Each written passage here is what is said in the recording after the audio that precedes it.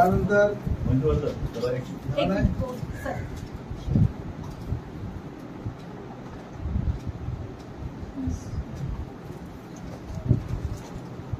ब्रह्मचारी नंदक राजा यांचा पुष्पगुच्छ देऊन सत्कार करतील ब्रह्मचारी अमोघादित्य. तर आपल्या सगळ्यांना थोडंसं मी बोलायला राहिला अगोदर प्रतिज्ञाबद्धतेचं जीवन असतं नाही का ब्रह्मचारी बनणं म्हणजे. आपण एक बौद्ध व्यक्ती असतो, बौद्ध आपण आई वडिलांचा जन्म पुढे जन्म घेतो.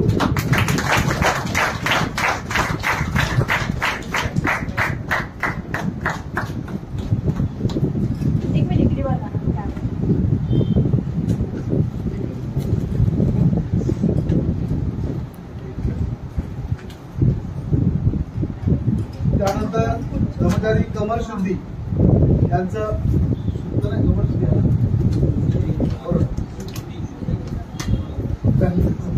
पुष्पगुच्छ देऊन ब्रह्मचारी सत्य त्याला विनंती करतो की त्यांनी ठीक आहे. तुम्ही आहात आहे ना.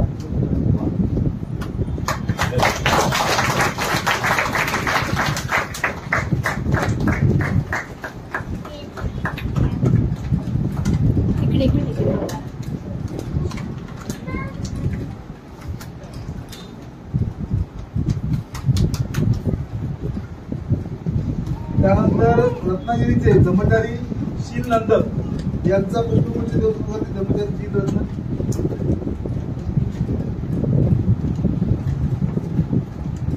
काय होतं आपण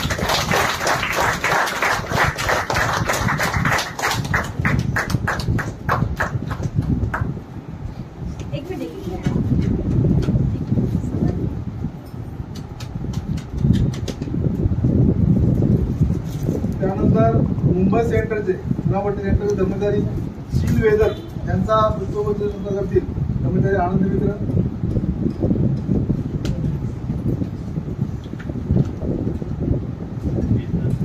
शील वेदक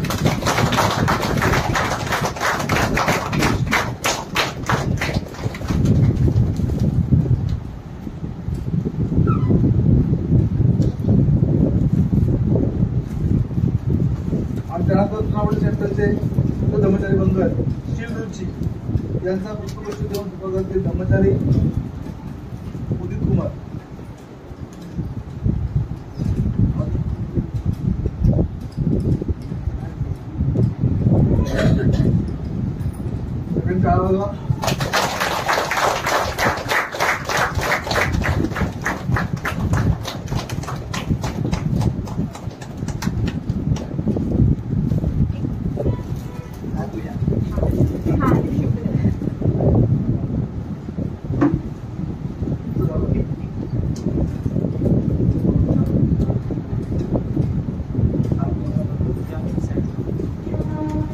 अशा प्रकारे नवी मुंबई सेंटरच्या वतीने या ब्रह्मचारी बंधूंचा नवनिश्चित ब्रह्मचारी बंधू समारंभ या ठिकाणी आम्ही पार पाडलेला आहे. ब्रह्मचारी होण्यासाठी त्यांनी खूप आता प्रयत्न केलेला आहे. सगळेच करतात नाही का 10 वर्ष.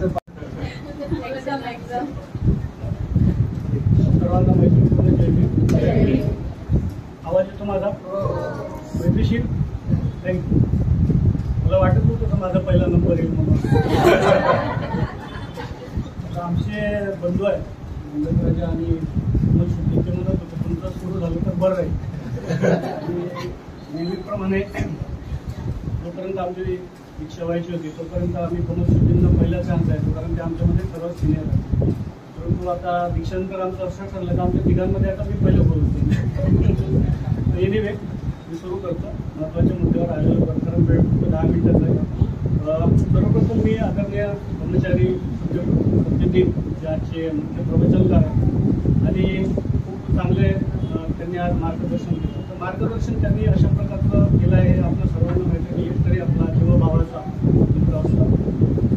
मी शेवटीपासून ऐकत होतो. माझ्या मोबाईलमध्ये पण काहीतरी चालू होतं आणि मी त्यांना पण ते चालू असताना मी त्यांना ऐकत होतो. एक एक शब्द ऐकत होतो की ते काय बोलतात. ॲक्च्युली मी जेव्हा खूप लहान होतो मी 9व्या वर्गात होतो आणि माझं पहिलं दुसरं शिबिर असं चालू होतं तेव्हा त्या कार्यक्रमाचं सूत्रसंचालन करत होतो आणि शुभोती ते शिबिर घेत होते आणि त्या शिबिराचा विषय खूप मोठा शिबिराचा विषय होता. 5 जणी वृद्ध मंडळींना त्या शिबिरांचे ते सूत्रसंचालन करत होते आणि तेव्हापासून मी त्यांना बघत आहे. मी जवळपास 13, 14, 15 वर्षाचा असेल जवळपास. तर ते 90sचे हिरो आहे त्यावेळेचे आणि आजही आपण बघतो की ते अजूनही म्हातारे झाले नाही. मी तेव्हापासून बघतोय त्यांना ते अजूनही म्हातारे झाले नाही. म्हणजे तेव्हाही ते तसेच होते, हेल्थी, सुदृढ आणि फिट अँड फाईन आणि आजही ते तसेच आहे. तर त्यांना मी खूप खूप धन्यवाद देतो की त्यांनी आपल्याला खूप मोठं मार्मिक असं या दिवशी त्यांनी मार्गदर्शन केलं. त्यानंतर महत्वाचं मला या ठिकाणी वाटते की तुम्ही सर्व लोक या ठिकाणी आला खूप मोठ्या संख्येने आला तेव्हा तुम्हाला सर्व लोकांचं मी स्वागत करतो. माझं जे काही पूर्वीचं नाव आहे ते सुदर्शन गजभिये होतं आणि आता माझं जे नवीन नाव आहे ते ब्रह्मचारी मंजुवर्धन असं आहे. माझी जी काही प्रायव्हेट दीक्षा झाली आहे ती 5 जूनला झाली. मागच्या महिन्यामध्ये 5 जून 2024ला माझी प्रायव्हेट दीक्षा झाली आणि 9 तारखेला 4 दिवसानंतर माझी सार्वजनिक पूजा दीक्षा झाली. माझे प्रायव्हेट प्रिसेप्टर आदरणीय ब्रह्मचारी मंजू चित्ताय आणि माझे प्रोटेक्ट प्रिसेप्टर आदरणीय ब्रह्मचारी यशोसागर.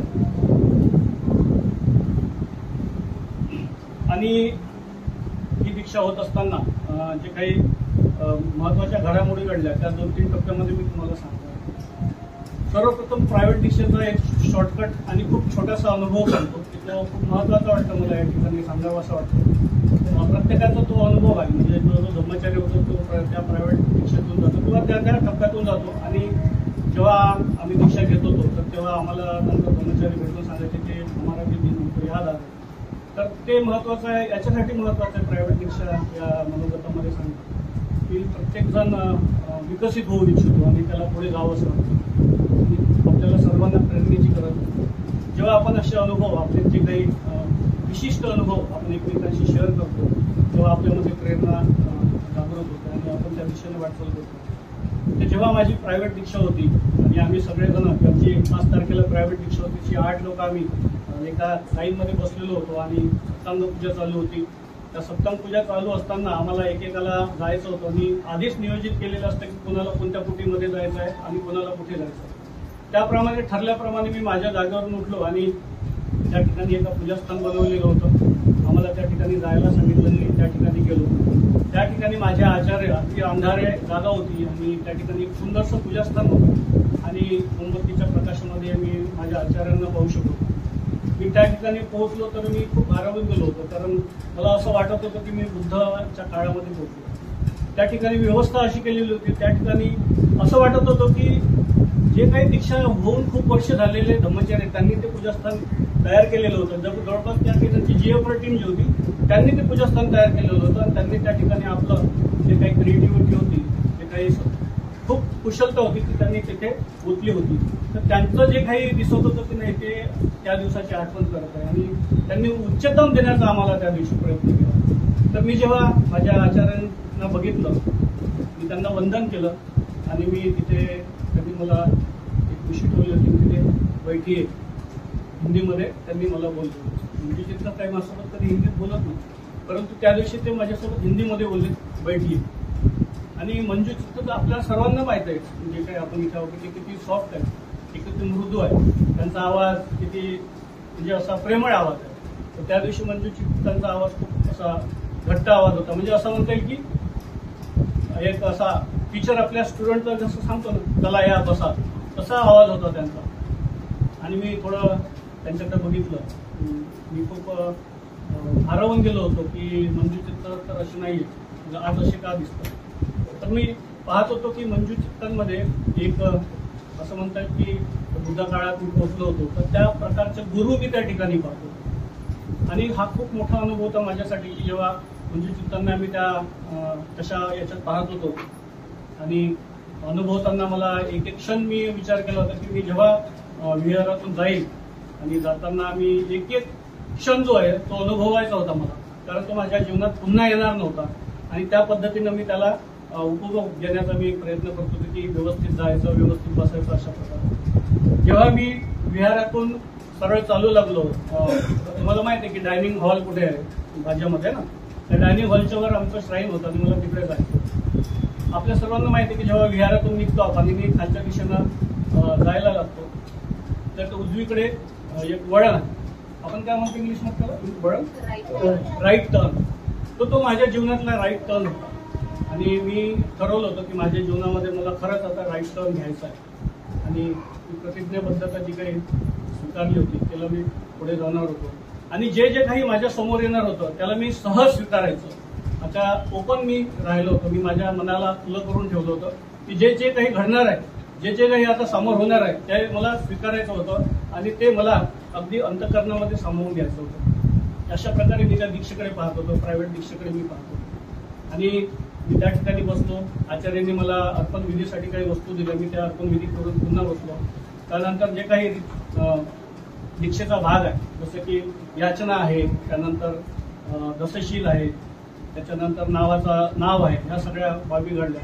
जेव्हा मंजू चित्तनकडे मी पाहत होतो तर खरोखर मी एक असा अनुभव घेत होतो की ही जी काही सर्व पार्श्वभूमी आहे ती एका बुद्धभूमीची पार्श्वभूमी किंवा बोधिसत्वांच्या भूमीची ही अनुभव मी त्या ठिकाणी घेत होतो. खऱ्या अर्थाने ही जी काही वातावरण या ठिकाणी निर्माण झालं इथे खरोखर बोधिसत्वांचा वास आहे, मला अशी जाणीव होत होती. मी ते व्हायब्रेशन फील करत होतो स्वतःमध्ये.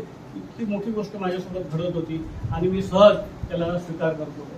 जेव्हा माझ्या आचार्यांनी मला त्यांनी नाव दिलं, आज से तुम्हारा नाम ब्रह्मचारी मंजू चित्त आहे, मंजू चित्त आहे, तर सॉरी मंजू वर्धन आहे. तर मला वाटत होतं की काय करावं आता. म्हणजे त्यांचं नाव मंजू चित्त आहे आणि माझं नाव मंजू वर्धन आहे. तर मला असं होतं की त्यांनी त्यांचं हृदय काढलं आणि मला दिलं. मला अशी फील येत होती की ही बहुत बडी बात आहे. मला असं वाटू लागलं की का असं होत असेल माझ्यासोबत. आणि मी एकीच जेव्हा मी अनुभवत होतो तर माझ्या अंगावर शहारे उभे राहिले. जेव्हा मी नाव ऐकलं तर माझे डोळे भरून आले होते.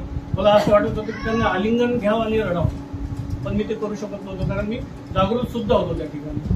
आणि मला खूप आनंद होत होता की त्यांनी त्यांच्या नावातला मंजू मला दिला आणि त्या नावाप्रमाणे मला पुढे जगायचं होतं, त्याचं संवर्धन करायचं. आणि जे काय त्यांनी नाव मला दिलंय मंजू वर्धन, त्या नावाचा अर्थ असा होतो, त्यांनी जे लिहून दिले ना मला त्याच भाषेत सांगतो, म्हणजे त्याचा थोडंसं गांभीर्य पण राहील.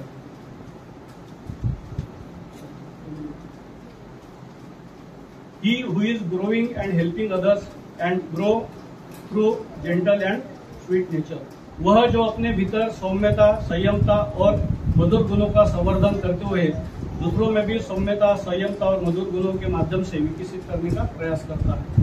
म्हणजे अशा प्रकारचा त्यांनी मला अर्थ सांगितला आणि मी हाच अर्थ वाचूनच मी जिथे जिथे जाते तिथे सांगत आहे.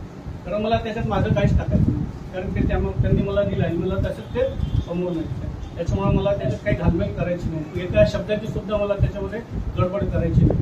आणि म्हणून जसे माझे आचार्य आहेत, जसे त्यांच्यामध्ये सद्गुण आहेत, ज्या पद्धतीनं मी ज्या पद्धतीने मी त्यांना बघतो, मी त्यांना अनुभवतो, तशाच प्रकारचे गुणांचं मला पुढे संवर्धन करायचं.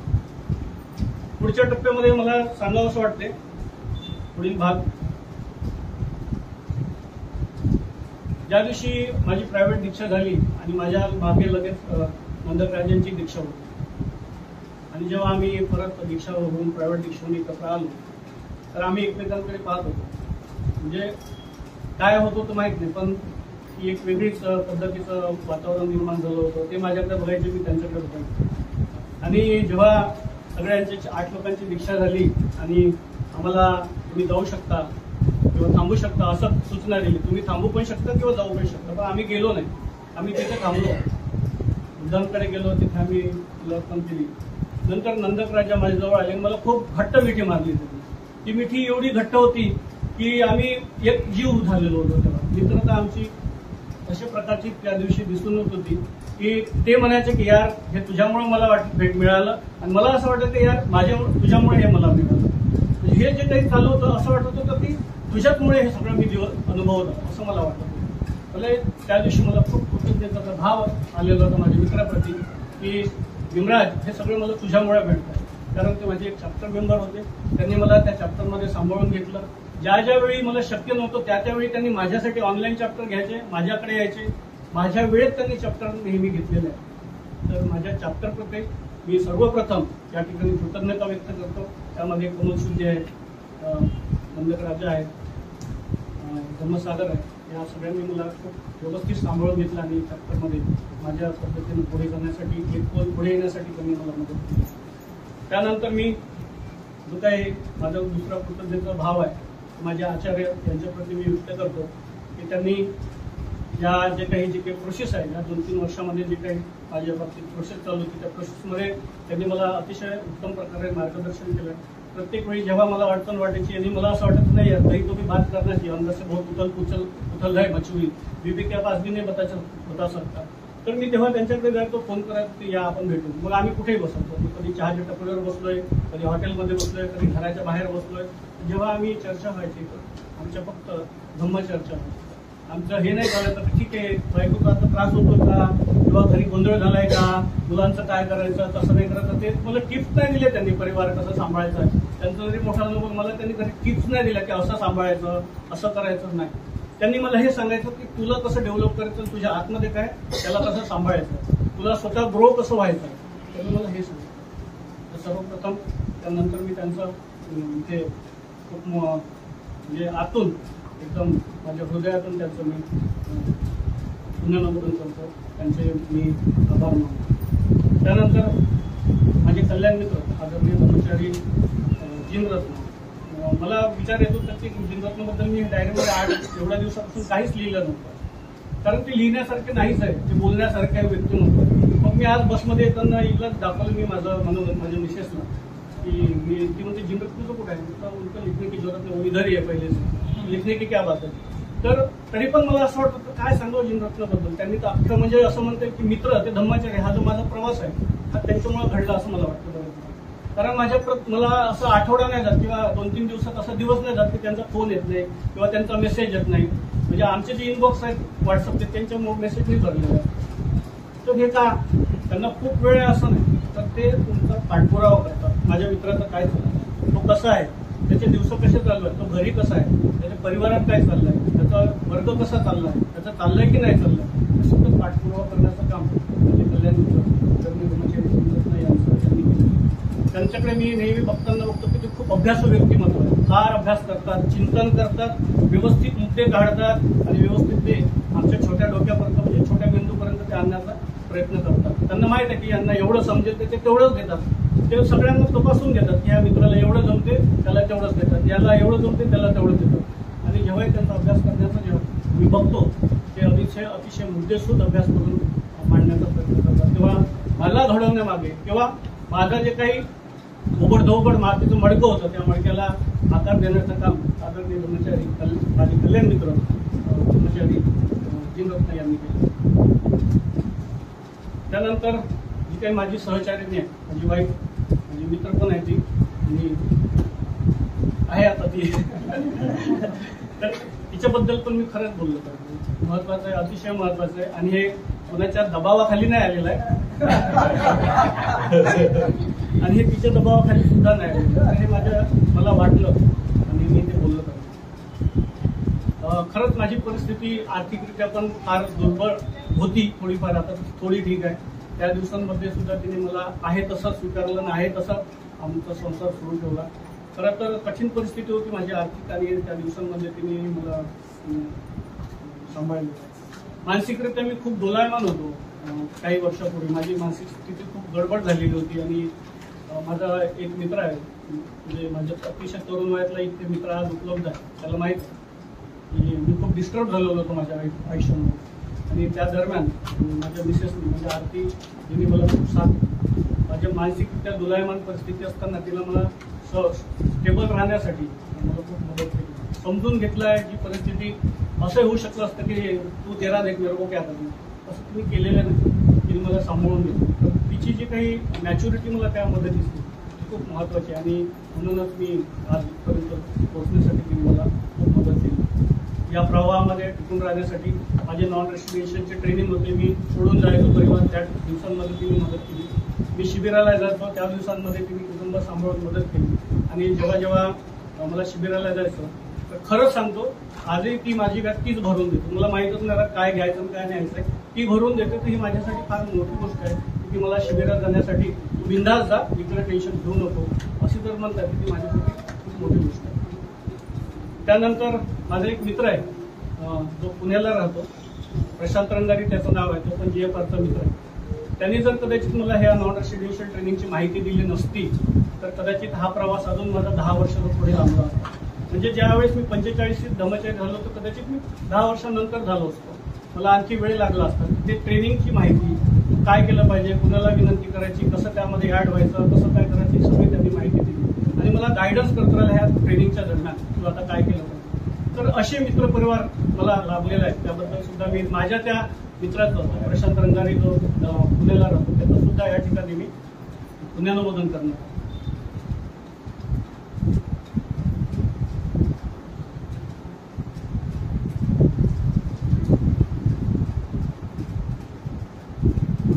मला वाटतंय मिनिट पण संपलेले आहे आणि केंद्रातील बेल घेऊन बसलेले आहे.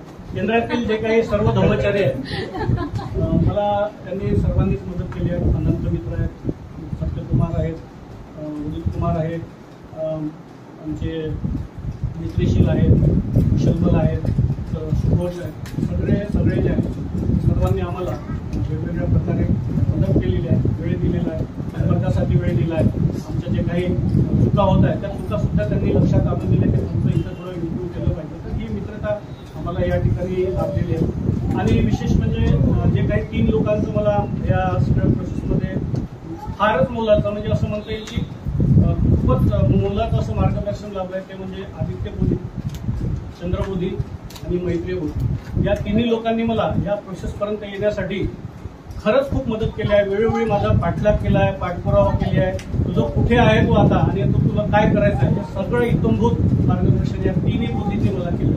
तेव्हा मी माझं मनोगत इथेच पूर्ण करतो. आपण सर्वांनी मला ऐकून घेतलं, शांतपणे ऐकून घेतलं, त्यासाठी आपण सर्वांचे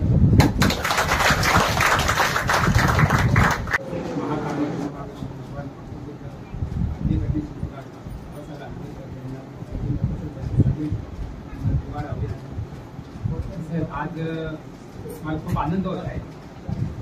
आज सेंटरला माझं गाव रत्नागिरी आहे आणि माझं पूर्ण नाव आहे सावंत. या सावंत नावात मी 95 पासून दापोली रत्नागिरीमध्ये माझी दापोलीमध्ये MSc मध्ये सर्व्हिसला होतो आणि तिथून माझी 1995 पासून माझ्या संघामध्ये दाखल आणि तिथपासून रत्नागिरी सेंटर किंवा दापोलीमध्ये ते मोठे सेंटर आहे. दापोलीमध्ये अनेक कर्मचारी आहेत. मला सत्यदीप आहे, बोधीसेन आहे, सत्यरत्न आहे, सत्यसागर आहे, भीमसेन आहे, आणखी कर्मचारी अत्यंत आहेत. त्यांनी मला खूप या मार्गाकडे आणण्यासाठी मला खूप प्रयत्न केले. अशी माझी रत्नागिरीतून दापोलीमध्ये माझी 14 वर्षे गेली आणि त्याच्यानंतर माझी रत्नागिरीला मूळ गाव माझी बदली झाली. म्हणजे 14 वर्ष आणि 14 वर्ष रत्नागिरीला रत्नागिरी सेंटरमध्ये माझी नियुक्ती झाली. या सेंटरमध्ये अनेक कर्मचारी, सत्यरत्नातील अनेक कर्मचाऱ्यांनी मला मदत केली आणि माझी आणि मंजू चित्तांची काय ओळख नव्हती आणि मंजू चित्ताने आमची दीक्षेची दीक्षा पाहिजे तर त्यांनी माझी जबाबदारी घेतली. आमची तिघांची रत्नागिरीला आम्ही तिघेजण मित्र होतो. त्यांची मला वाटलं नव्हतं मंजू चित्त एवढे लवकर आमची दीक्षा घेते मला आणि खूप 1 वर्षाच्या आत म्हणजे आम्हाला खूपच आधी मी भावनिक झालो. 1 वर्ष आणि सारखे रत्नाला 4-8 दिवसांनी आमच्यासाठी भेटायला यायचे ते मंजू चित्त आणि आम्हाला वेळ द्यायचे. एक जर आम्हाला बसायला एक वेळ जागा नव्हती, आमची MSCBच्या ऑफिसमध्ये आम्ही बसलो तिथं आम्ही संपर्क केला. एवढं मंजू चित्ताचं खूपच आमच्यावर प्रेम जमलं आणि तिथपर्यंत आणण्यासाठी प्रयत्न केला. मला सांगतो आज दीक्षा ज्यावेळेला झाली त्यावेळेला खूप मी घाबरलेल्या स्थितीत होतो आणि मला म्हणाले तुमचं नाव आजपासून शील नंतर एवढ्या मोठ्या कडकडी आवाजामध्ये म्हटलं मी घाबरलो. एकतर ते दीक्षेला जायचं म्हणजे त्या काळोखातून जायचं होतं आणि यायचं पण काळोखातून होतं आणि मी आजूबाजूला कोणीच नव्हतं. म्हटलं कसं आहे संध्याची फक्त होती फक्त हातामध्ये आणि त्याच्या उजेडावर मी आलो आणि अशा तऱ्हेने म्हणजे चित्तांनी आम्ही खूप काळजी घेतली. त्यांचं आभार मानव तेवढं थोडा आहे खरोखर. आणि सत्यदीप तर माझे जुने चांगले मित्र आहेत. त्यांनी आम्ही रत्नागिरीला आम्हाला खूप मदत केली आहे. रत्नागिरी सेंटरला एक दिवस त्यांचा एक झालेला संपर्क सांगतो मी. एक आमच्या इकडे नदी आहे तर नदीच्या पलीकडे आम्ही तिथं तिघही आमचे दुसरे मित्र आहेत ते मी आणि सत्यदीप एक नदीच्या कडेला गेलो संपर्क करायला. तर मग सत्यदीप म्हणाले आज आता काय बोलायचंच नाही. तर ते एक झाड होतं आणि झाडाच्या कडेला एक दगड होती तर ते दगडाने झाडाला अडकून ठेवलं होतं खाली येऊ नये म्हणून. आणि सत्यजित त्या ह्याच्याकडे झाडाकडे एकटक लावून पाहत होते. आणि मग मला म्हणाले, सावंत, ते झाड काय आपल्याला उत्मा देते, कारण ते असत्य आहे. म्हणजे जीवनामध्ये काय सत्य नाही, म्हणजे ते झाडाने धरून ठेवले की झाड दगडाला धरून ठेवले, तेच काय कळेल ना. आणि त्याने तिथं मला खरं जीवनाची खरी माहिती पडली. आणि असं ते उदाहरण दिलं आणि आम्ही मग आलो. आणि अशा तऱ्हेने माझी दीक्षा 9 तारखेला झाली. चांगलं झालं. मी रत्नाला गेलो. माझे त्यामध्ये मिसेसचा पण मोठा वाटा. मिसेस पण आता जे फरला आहे ती पण ब्रह्मचारीच्या प्रोसेसमध्ये आहे. मुलांनी मला चांगलं मार्गदर्शन केलं, चांगलं मला सहकार्य केलं. आणि अनेक जे मला ब्रह्मचारी मिळाले त्यांनी संपूर्ण सर्व जीवनामध्ये खूप माझा बदल झाला. आणि याच्या पुढे जे धम्मजीवन आहे ते चांगल्या पद्धतीने जगण्याचा मी प्रयत्न करेन असं मी सर्वांना आश्वासन देतो. आणि एक जाता जाता एक भगवान बुद्धांचं एक धम्मपद आहे ते मी सांगणार आहे. वादाने माणसे दूर जातात, युक्तिवादाने केव्हा टाळे मिळतात. वादाने माणसे दूर जातात, कठोर शब्दाने माणसाच्या मनावरची तीक्ष्ण जखमा होतात. युक्तिवादाने केवळ टाळे मिळतात, परंतु मैत्रीने केवळ माणसाची मनी जिंकतात. तर हे मैत्रीचे टाळे हे आपल्या संघामध्ये असलं पाहिजे. आणि मैत्रीवर सात संघ चालू आहे असं मला मनाचं वाटतं. आणि एवढं बोलून मी सांगतो. नावाचा अर्थ आहे माझ्या शील. शील म्हणजे स्वतः आनंदित राहून दुसऱ्याला आनंद देणं, दुसऱ्यावर मैत्री करणार. म्हणून ते मला घ्यावंसं वाटतं.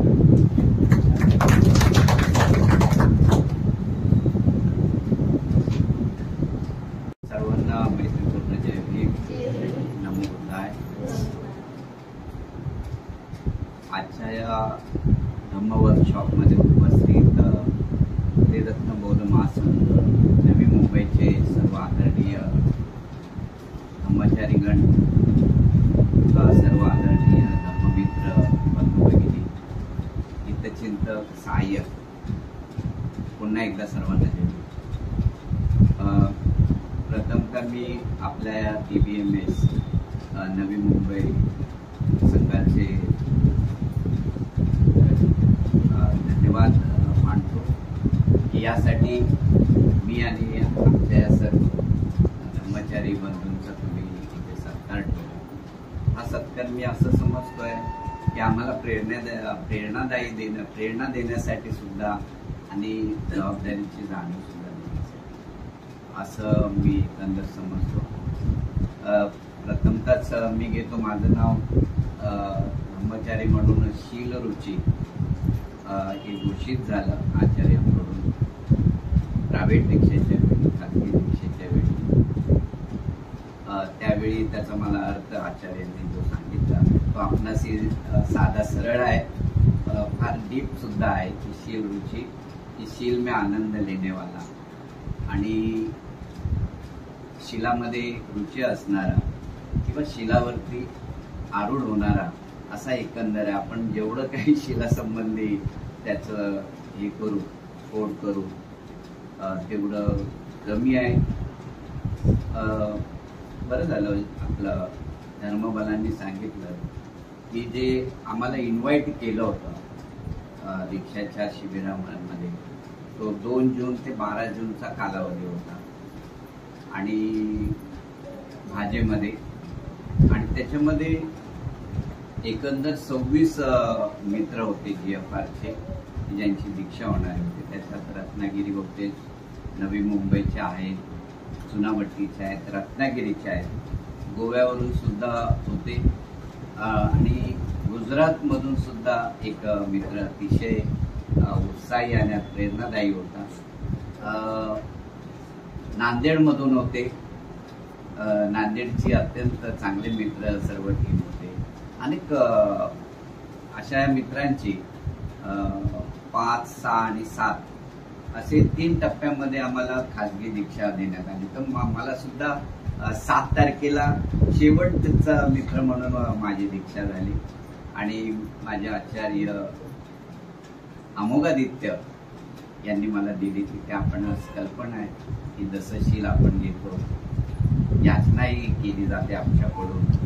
आणि त्याचबरोबर सकारात्मक दशशील सुद्धा आपण त्यांच्याकडून घेतो. आपल्या आदर्शांना, बाबासाहेबांना, भगवान बुद्धांना आणि त्यांना सुद्धा अभिवादन आपण करत असतो. आणि खरोखर अत्यंत रोमर्षक जाहीर दीक्षेपेक्षा सुद्धा जी प्रायव्हेट दीक्षा आहे त्याचा खरोखर अनुभव वेगळाच असतो. व्यक्तिगत दीक्षा तर इथे असलेले सर्व धम्मचारी जे ज्येष्ठ आहेत त्यांनी किंवा आपले होणारे मित्र आहेत ते याचा अनुभव घेतीलच. आणि अशा पद्धतीने मी नावाचे 3 टप्प्यामध्ये मी नावाचा अर्थ, पुण्यानुमोदन आणि शिबिराचा एकंदर थोडक्यात 10 मिनिटाच्या आतमध्ये सुद्धा संपले. तर शिबिर अत्यंत चांगलं झालं होतं. बौद्ध धम्मामध्ये धर्मांतराचा अर्थ अतिशय सुंदर विषय, डीपली आपणा सगळ्यांना त्याचा अर्थ कळेल. त्याच्यामध्ये शरणगमन विषय होता, श्रोतापन्न होता, त्या बोधिचित्त होता आणि परावृत्ती असे 4 विषय या शिबिरामध्ये एकंदर 2 ते 12 तारखेपर्यंत झाले. प्रमोद रत्ना यांनी शरणगमनाचा अत्यंत चांगला विषय हाताळला. त्यानंतर अनोम दस्सी यांनी श्रोतापन्नाचा हाताळला. बोधिचित्त आणि परावृत्ती धम्म आदित्य बोधी यांनी हा विषय अत्यंत चांगल्या पद्धतीने त्या ठिकाणी सादर केला. आणि त्या एकंदर विषयाचा किंवा त्या शिबिराचा आम्हाला सतत हॅमरिंग हे होत होतं की तुम्हाला उलटं व्हायचं आहे, तुम्हाला भाकरी पलटवायची आहे आणि एकंदर बौद्ध म्हणजे बदलणं आहे असं एकंदर आम्हाला ती शिकवण मिळत होती. आचरण करण्याची त्या ठिकाणी आमच्यावरती सतत ही होत होती की आता आपलं जे भौतिक जीवन आहे ते आध्यात्मिक जीवन आपलं बदललं पाहिजे याची आम्हाला जाणीव करून दिली जात होती. मी त्या सर्व थीमचं पुण्यानुमोदन करतो. त्याचबरोबर अमुगादित्य आचार्य यांचं थोडक्यात सांगतो कल्पना की अल्पावधीतच मी त्यांना विनंती केली. त्यांनी जर माझं वैयक्तिक जीवन त्यांनी मी जे काही सांगितलं ते त्यांनी ऍक्सेप्ट केलं, माझ्यावर विश्वास ठेवला आणि ओके धर्मा म्हणजे पूर्वीचं नाव धर्माजी कांबळे आणि नंतरचं शीलरुची पडलं. आणि खरोखर अमुगादित्य जसे तुम्हाला कल्पना असेल की मुंबईचं जे आपलं डॉक्टर बाबासाहेब आंबेडकर कॉलेज आहे आणि तिथे जे हॉस्टेल आहे आणि त्याच्या पहिल्या माळ्यावर सिद्धार्थ विहार आहे, तिथे जो ऐतिहासिक जो आपला धम्मवर्ग अशाच प्रकारचा जो भरत होतो तिथे चांगले चांगले सगळे त्यातून घडलेली मंडळी आहे. त्याच्यातून गगनचित्त असतील, हेमचित्त असतील, त्यानंतर बोधिसेन असतील, अनेक धम्मचारी आहेत त्याच्यामध्ये, खेमसेन असतील, त्याच्यामध्ये अमोघादित्य सुद्धा अत्यंत मी त्यांना पाहिलेलं आहे, त्यांचं त्या ठिकाणी प्रवचन त्यांचं ऐकलेलं आहे. असा त्यांचा प्रदीर्घ असा त्या धम्मवर्गाच्या माध्यमातून आज सत्यदीप आपल्याला सगळ्यांना लाभले. या सत्काराबरोबर ह्या वर्कशॉपमध्ये सत्यदीप प्रवचन करणार आहे याचा मला देखील आनंद होता आणि पुष्कळ दिवसांनी मी ऐकायला मिळणार आहे. तसं मुंबईमध्ये असताना जो वडाळ्याचा वर्ग आहे तो सत्यदीपाशिवाय पूर्ण व्हायचा नाही. कधी कमी असतील तर बोधिसेन म्हणायचे सत्यदीप, पण त्यांचं सतत मी सुद्धा त्यांच्या अनेक आमच्या महालक्ष्मी विभागातून प्रवचनं ठेवलेली आहेत. एक वयोवृद्ध आजी त्यावेळी म्हणायची, एकदा सत्यदीपांना आणलं होतं, महिलांचाच ठेवला होता, आम्ही त्यावेळी प्रचार प्रसार करण्याच्या माध्यमातून ठेवलं होतं आणि म्हणायचं धर्म अरे हे चांगलं आहे, कारण नवीन माणसांना कळत नसतं आपल्या लोकांना. तर अशा प्रकारे सत्यदीपांचा सुद्धा संपर्क आमच्याशी चांगला आहे. माझे कल्याण मित्र बोधिसेन आहेतच, हेमसेन आहेत आणि अमरादित्य आहे. अशा पद्धतीने ह्या सर्वांचं चुनाभट्टी सेंटरचं पुण्यानुमोदन करतो. विशेषतः नवी मुंबईत जे सगळे धम्मचारी आहेत किंवा धम्ममित्र आहेत ते चुनाभट्टी शैली, सत्यकुमार असतील, जीन कीर्तन आणि अनंत मित्र, एक मित्र संघटक असताना माझी दीक्षा झालेली आहे मित्रांची. आणि त्याचबरोबर त्यांच्याच माध्यमातून मी जी मित्रांची सर्व दीक्षा धम्मशिबिरे आणि जीएफआरची ती सगळीच पूर्ण केलेली आहे त्यावेळेला. तर मी आनंद मित्रांचं सुद्धा पुण्यानुमोदन करतो. चुनाभट्टीच्या सर्व धम्मचारी गणांचं आणि मित्रांचं देखील पुण्यानुमोदन करतो. माझा अत्यंत प्रदीर्घ असा प्रवास झालेला आहे. त्याच्यात अनेक अडथळे आलेले आहेत, अनेक चांगले सुद्धा कुशल कर्म सुद्धा झालेले आहेत. ते म्हणतात ना, जो जो धम्माचं पालन करेल तो त्याचं धम्मरक्षण करेल. तसं माझं देखील धम्मामुळे रक्षण झालेलं आहे. जास्त वेळ न घेता पुन्हा एकदा आपल्या श्रीरत्न बौद्ध महासंघ नवी मुंबई या सर्व टीमचं आणि आपल्या सर्वांचं पुण्यानुमोदन करतो. जय भीम, नमो बुद्धाय.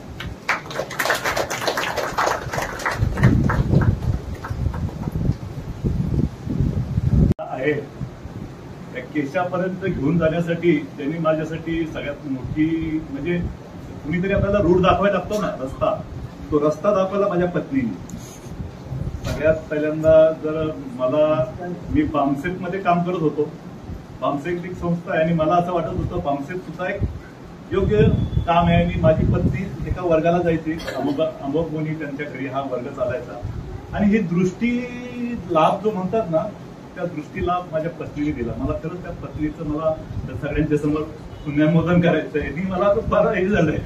आणि मी जेव्हा विचार करतो या सगळ्या गोष्टीचा, आणि माझ्या आचार्यांचं मी नाव घेतलं पहिल्यांदा, आणि हे केंद्र जे स्थापन झालं, हे केंद्रच माझ्या जीवनाला एक कलाटणी देण्यासाठी स्थापन झालं असं मी मानतो. आणि मला नेहमी नेहमी ती जाणीव होते की हे केंद्र जे स्थापन झालं नवी मुंबईला, हे माझ्यासाठीच झालं. मी 1994 पासूनचा हा प्रवास आहे माझा. 1994 ते आतापर्यंतचा हा प्रवास आहे. या प्रवासात दिलेली माझ्या पत्नीने साथ आहे. बऱ्याच काही गोष्टी घडल्या माझ्या जीवनामध्ये, पण बोलतात ना, त्यांनी आणि धम्मचारी सत्यदीप यांनी सांगितलं बघा उदाहरण, जो धम्म चाकतो त्याला चव लागलेली असते, ती चव तो सोडत नाही. तसंच माझ्या जीवनात काही झालं. मला 1994 पासून इथपर्यंत येण्यासाठी आणि काही गोष्टी घडल्या, आणि ह्या गोष्टी घडल्या आणि त्यातून माझं म्हणजे जीवन एकदम खडतट. वाहन चालक म्हणून काम करणं, आणि वाहन चालक म्हणून काम करणं, वाहन चालकाकडे पाहण्याचा दृष्टिकोन जर तुम्ही पाहिला तर एक वेगळा असतो. माझे एक मित्र वाहन चालक म्हणून त्यांनी जबाबदारी, ते आता माझ्या शिबिराला आपल्या त्याच्या कार्यक्रमाला उपस्थित आहे. मला फार चांगलं वाटतं. BD खैरे म्हणून मला फार आनंद पण झालाय ते आले तर. आणि हे जीवन जगत असताना काही अडचणी असतात, आणि नंतर शेवटचा जो काळ आहे माझा 8 ते 9 वर्षाचा, हा काळ माझा मंत्रालयामध्ये गेला. आणि मंत्रालयात मी प्रधान सचिव महाराष्ट्र राज्य यांच्याकडे कामाला होतो. प्रधान सचिवांकडे काम करणारा वाहन चालक, त्याची जरा हाईट वेगळी, थोडंसं नीटनेटकं असतं त्याचं सगळं काय, म्हणजे सगळ्या गोष्टी तो असा. पण आणि तिथे बऱ्याच प्रकारचे लोक तिथे असतात.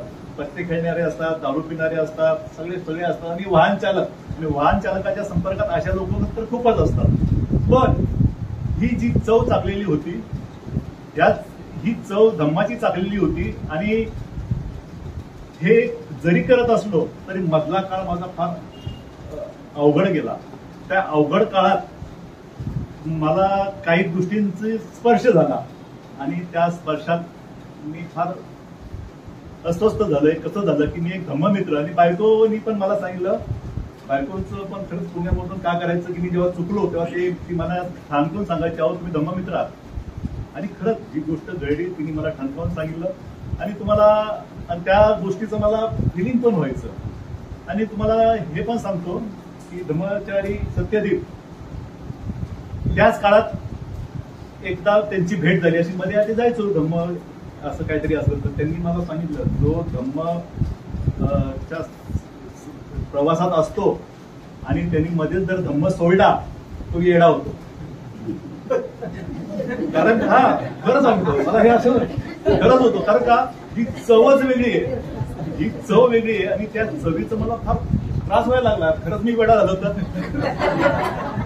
आणि मग मी काय केलं माहितीये का, मी चुकलो तर माझा एक जवळचा मित्र जिनरत्न, माझे कल्याण मित्र आहेत, त्यांना मी फोन करून सांगितलं जिनरत्न मला तुम्हाला भेटायचंय. तेव्हा जिनरत्न तेव्हा नवीन पनवेलला ही गाडी आहे ना, ट्रेन तेव्हा नवीनच चालू. जिनरत्न या रस्त्याने यायचे, या खांदापल्लीच्या रस्त्याने यायचे. ते आता तो ब्रिज झालाय ना, तिथं आमची भेट झाली आणि त्यांना मी सगळं सांगितलं की माझ्याकडून असं असं झालंय. कारण का मी अशा ठिकाणी कामाला होतो, अशा संपर्कात होतो. आणि सत्यदीपांनी एक गोष्ट ती पण सांगितली बघा, की जो आपला प्रवास आहे, हा जो प्रवास आहे, आणि या प्रवासामध्ये आपण ज्या ज्या परिस्थितीत असतो ती परिस्थिती आपल्याला चिटकू शकते. त्यांनी एका बीजाचं उदाहरण दिलं. ते बीज पडलं, त्या बीजाला सगळं वातावरण मिळालं की ते तो कोंब असा निघतो त्या परिस्थितीमुळं. माझी परिस्थिती काहीतरी साधारण अशीच झाली की मी इथे चांगलं जीवन जगणारा त्या मंत्रालयात गेलो. मंत्रालयात ही अशी गोष्ट झाली आणि ही गोष्ट माझ्याकडून झाली. मी माझे कल्याण मित्र ते जर नसते ना तर मला वाटत नाही की मी पुन्हा या रूटवर आलो असतो किंवा येडा झालो असतो. पण ही खरी गोष्ट आहे की मित्रता ही काय असते. माझ्या मनातली स्थल्य मी त्यांना सांगू शकलो आणि त्यांनी मला स्वीकारलं आणि त्यांनी मला सरळ सांगितलं. त्या टायमाला माझं जुनं नाव विलास कांबळे. त्यांनी सांगितलं, विलास काळजी करू नका, तुम्ही व्यक्त झालात, हेच तुम्ही अर्ध स्वीकारलंय. म्हणजे तुम्ही असं काही करू नका की त्यामुळे तुम्हाला काहीतरी डाग लागेल. आणि तेच धरून मी परत पुन्हा गेलो आणि मी त्यांचं पुण्यामोदन केलं. आणि थोडंसं काय कुणीतरी असं म्हटलं ना की तुम्ही झालं ते ठीक आहे पण आता जाऊ द्या. पण असो, पण मी इथपर्यंतचा प्रवास सांगितला. पण आता मी पुन्हा जवळ येतो की हे जो प्रवास आहे, या प्रवासाला सुरुवात तर केली पत्नीने केली, धम्म छोट्या छोट्या वर्गाने केली. पण मुख्य जो प्रवास सुरुवात केली ब्रह्मचारी सत्यदीपांनी. पुणे कुठं त्यावेळेला 1994-95चा काळ सांगतोय तुम्हाला. पुण्यावरून ते यायचे 6 वाजता इथं वर्ग चालायला सुरुवात करायचा. आम्ही कोणाच्या तरी मित्राच्या घरी तो वर्ग घ्यायचो आणि तो वर्ग चालायचा आणि तिथून ते पुण्याला रात्रीच्या रात्री जायचे. त्या काळात त्या टायमाला घाटात हा जो प्रवास आहे त्या घाटात होता. पण त्यांचं मला त्या टायमाला एवढं काय वाटलं नाही. पण जेव्हा माणसाला मनुष्य जाणीवेच्या कक्षेत येतो तेव्हा पाहतो की मनुष्य हा मी इथे येण्यासाठी कोणी काय काय कष्ट घेतले. तसेच माझे आणखी कल्याण मित्र आहेत, आनंद मित्र फार. आणि ते आणि मी एकाच शिबिरात एक काळ असा होता की जेव्हा मी या संपर्कात आलो तेव्हा काही वेळ झाला तर मला हे मी शिबिरात जेव्हा ह्या प्रवासात आलो तेव्हा काहीतरी हे जे त्रिरत्न बौद्ध महासंघ दर दिवाळी शिबिर राबवत असतं आणि हे आम्ही रसायनीला शिबिर राबवायचो. त्या शिबिरात ते आणि मी सारखेच असायचो. आणि त्यांना एक ते असे बोलता बोलता ते म्हटले, विलास आता किती दिवस तुम्ही राहणार, तुम्ही शिबिरं राबवायचे आणि आता आम्ही ब्रह्मचारी झालो. त्याचे माझे कल्याण मित्र तेव्हाच मी त्यांना शिकवलं. आणि त्यांचं पण मला एकदम हे झालं की आणि फार बारकाईचा जो प्रवासात जो बारकाईची काही गोष्टी असतात आणि त्या गोष्टी छोट्या जरी असल्या पण आपल्या प्रवासात जाण्यासाठी फार गंभीर असतात. तर आपल्याला जर चांगला जर मित्र असेल तर तो मित्र आहे ना, त्या मित्राच्या बरोबर ते आपण आपोआप ओपन होतं. काय कळत नाही, त्या मित्राच्या जवळ जाऊन बसलं ना काय कनेक्शन काय माहित नाही. कल्याण मित्र जसे ते गुरु म्हटले तर आपण कल्याण मित्र म्हणतो. आणि हे जे कल्याण मित्र किंवा गुरु जे असतात ना तेच आपले कल्याण मित्र असतात. ते आपल्याला पुश करत असतात. तर ते सांगतात, मी त्यांना सहज बोललो, आता मित्र ओपन होतो. चांगला मित्र जर केला तुम्ही तर त्याजवळ तुमच्या आतले काही गोष्टी तुम्ही ओपन होतात. आणि अशाच गोष्टी तुमच्याकडे ओपन झाल्या की माझ्या काही गोष्टी आहेत माझ्या अंतर, तर त्यांच्याकडे जेव्हा ओपन केल्या आणि त्यांनी मला सांगितलं, विलास असं नाही असं, एवढं मला बरं वाटलं. आणि त्या प्रवासातून मी इथपर्यंत आलो. त्या प्रवासात येताना हे शिबिर म्हणजे मधला काळ पण माझ्या आयुष्यात फार अवघड आला.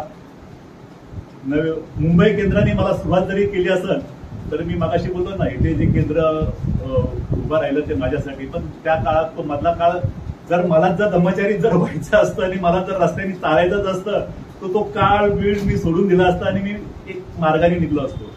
पण माझ्यामध्येच काहीतरी असे गोष्टी निर्माण झाल्या त्यामुळे तो मधला काळ माझा अवघड गेला. पण माझ्या मित्रांनी जवळच माझ्या इथे उपलब्धी झाली, हे एक केंद्र निर्माण झालं. त्या केंद्रांनी उपलब्धी झाली. त्या केंद्राच्या संपर्कात काही मित्रांच्या संपर्कात राहून मला असं वाटायला लागलं की आता आपण शिबिरं करायला पाहिजे, काहीतरी पुढे जायला पाहिजे. तेव्हा खूपच मला या केंद्राने मदत केली. ती पार्श्वभूमी थोडक्यात सांगितली, जास्तच असेल मला वाटतं.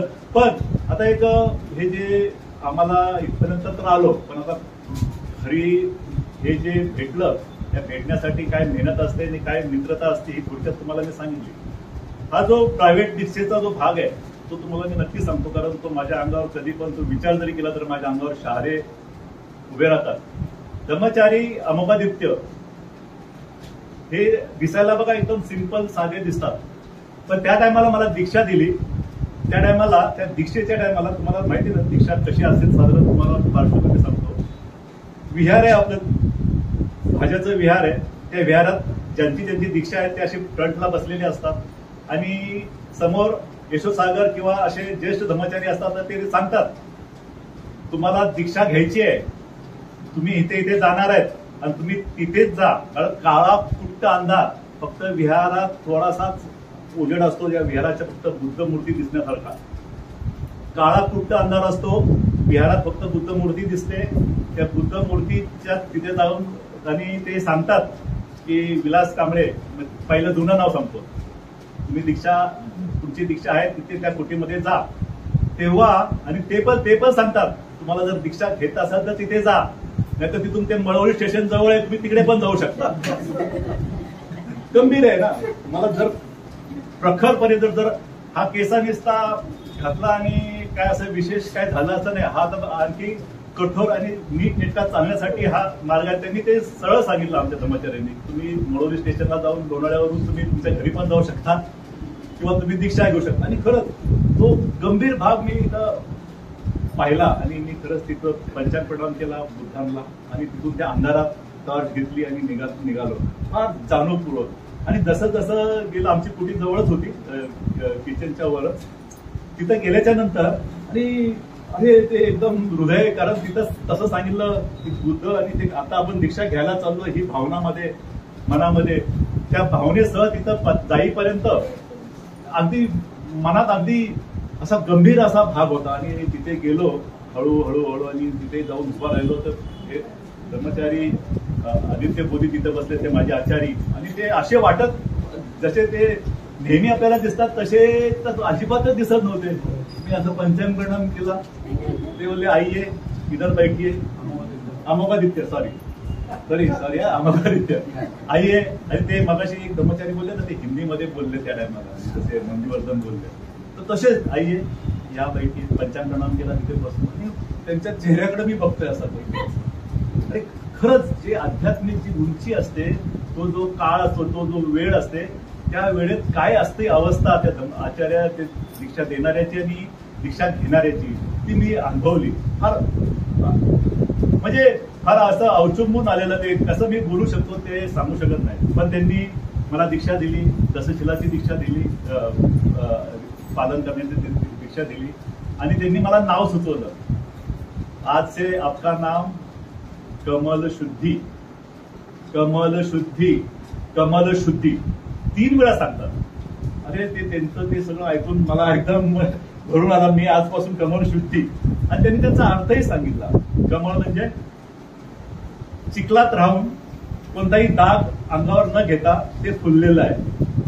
आणि मला खरं वाटतं की ते कमल शुद्धीमध्ये त्यांनी जो कमल घेतला तर त्यांचे आचार्य कमल आहे, कमल सिद्धी, कमल सिद्धी त्यांचे आचार्य. तर बघा त्यांनी देताना त्यांच्या आचार्याचं नाव सुद्धा मला त्यात टाकलं. आणि मला कमल शुद्धी, त्यातला गुलाबाचा रंग हा लाल असतो, ते मैत्रीचं प्रतीक आहे. ते कमळासारखं मैत्रीचं प्रतीक, आणि ते चिखलातून उगवून सुंदरता आणि काही अंगावर काय कसलाही काही अंगावर न ठेवता ते फुलत असतं, हा त्याचा अर्थ आहे थोडक्यात सांगतो. तर हे फार गंभीरपणे मला ते पद्धतीने मला त्यांनी दीक्षा दिली आणि त्या दिवसापासून आजपर्यंत मी फार गंभीरपणे पालन करण्याचं, आणि मला तर वाटतं खरंच हे दीक्षा घेणं आणि ते गंभीरपणे जगणं. आणि मला असं वाटत नाही की, मला असं वाटतं की ब्रह्मचारी बनल्याच्या नंतर आणखी गंभीरपणे मला काम करायला लागेल, स्वतःवर काम करायला लागेल. आणि मला विशेष खूप समाधान जे वाटतं की आज माझे जे वर्ग घेणारे, मला ह्या मार्गावर आणणारे, त्याचा ती रस चाकणारे, म्हणजे बोलतात ना चव चाकून देणारे ब्रह्मचारी सत्यदीप आहेत. आणि त्या सत्यदीपांबरोबर काही काळ असा काढलेला आहे की ते त्यांच्यामध्ये काही प्रेरणादायक अशा वस्तू आहेत. एकदा तुमची एक गोष्ट सांगतो. ते आपलं महाविहार आहे ना, महाविहारावर एक असं गोल्डनचं सिल्वर कलरचं एक हे होतं, मुकुट ठेवलेलं होतं भाज्यांचं सांगतो. आणि त्यांच्या मनात आलं आणि त्यांच्याकडं मैत्रीचं असं हे असायचं ना की तुम्ही कोण कोण येणार, तुम्ही या कलर वगैरे घेऊन. आणि आम्ही तिथे काम केलं आणि त्या ठिकाणी ते मुकुट आता सध्या नाहीच सर, तिथं मुकुट नाही, पण तुम्ही पूर्वीचं जर विहार पाहिलं तर त्याच्यावर ते मुकुट असायचं त्या ते. आणि त्याला रंग वगैरे लावला आणि त्यांची ती आवड, त्यांची जी मनातली अशी काही गोष्ट त्यांनी पकडली तर ते मित्रांकडून कसे प्रेरणेने करून घेतात ही त्यांची खूप चांगली पद्धत आहे. आणि आता पण जेव्हा ते मला भेटतात किंवा त्यांच्या संपर्कात केव्हा पण गेलो तर मन मोकळेपणानं त्यांच्या संग बोलायची ही कसं माहिती काय, हे ऑटोमॅटिक होतं सर. हे असं वाटत नाही की तुमच्या संग ठराविक एवढ्याच वेळा बोलायचं, पण ते आपोआप होतं. हे मित्रता आहे. तर असो मित्रांनो, मला वाटतं जास्त मी बोललो. सर्वांचं पुन्हा सगळ्यांचं आभार. मला नीट इतकं कसं तरी ऐकलंय. आणि सगळे ब्रह्मचारी माझ्या केंद्राचे आभार, माझे नवीन त्यांचे आभार. धन्यवाद.